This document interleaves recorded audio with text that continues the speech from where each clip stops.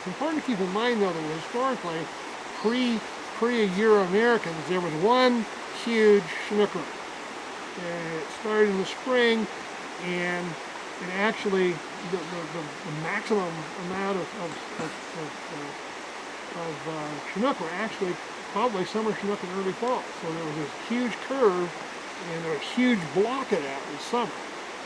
And we have, through one activity or another of water development, both in the tributaries like the Yakima and on the main stem, we've pretty much cut that core out. Now we've got three little humps, spring, summer, and fall, where before we had this one great big silvery parade.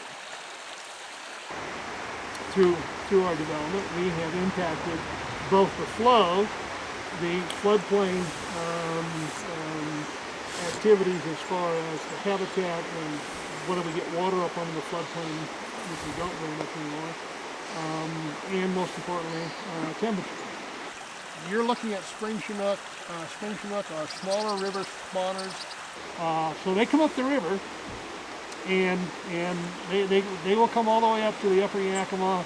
They will come all the way into the Natchez, but when they want to get close to spawning, within a few days to a week, then they will move out of their holding areas up into the spawning grounds, in this case, on the American River. And then the female digs the red. Now red is, in case of any question, is not the color red. It's R-E-D-D. It's just a Norwegian term that means nest. It's where they lay their eggs. So one or more males will come up. The female will lay in the bottom of the red, and she will deposit part of her eggs.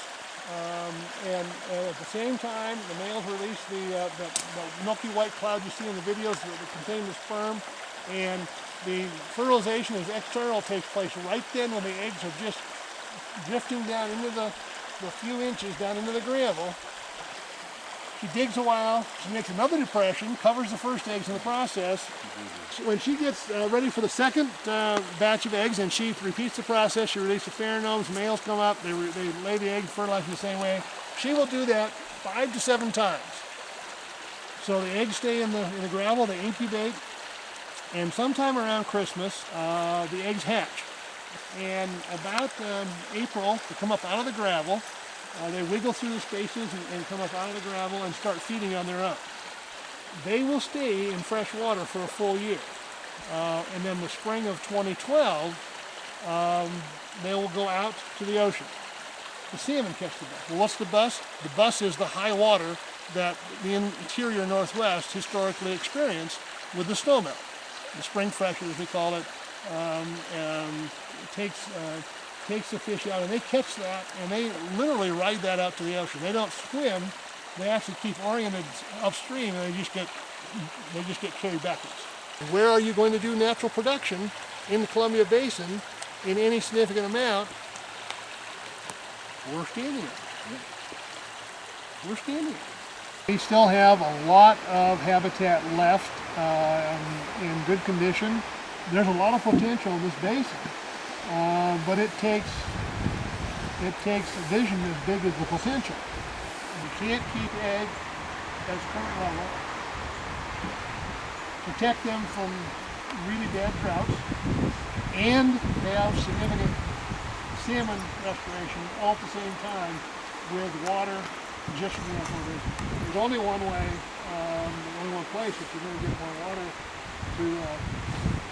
to change that equation, and that's from the river to our east.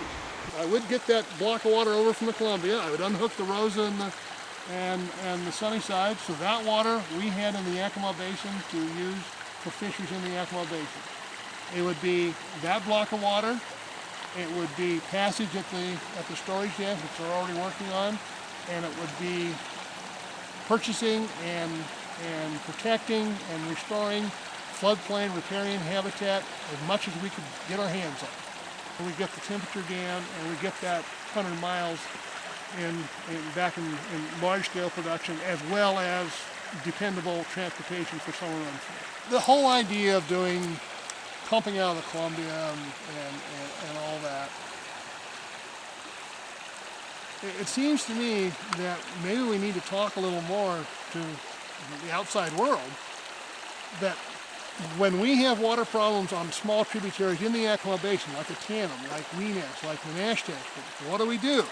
And Cowiche, what do? We forge an answer that basically unhooks those farmers from those little tributaries and bring in Yakima River water. So we're going from a small, limited supply that is not enough for both agriculture and fish, and we're going to a larger supply. All right, we're doing that in our own basin already. We've already done the same thing we're talking about with the Yakima on the Umatilla. We're also going to do it on the Walla Walla, the same thing. So the pattern's already there. This isn't rocket science, and this isn't even particularly innovative.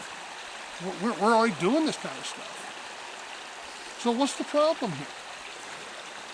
Okay, ladies and gentlemen, why is this such a big stretch here in the Yakima? It's not a big stretch. We're not even particularly innovative. We're already doing this other places. We didn't invent this. It's important that they model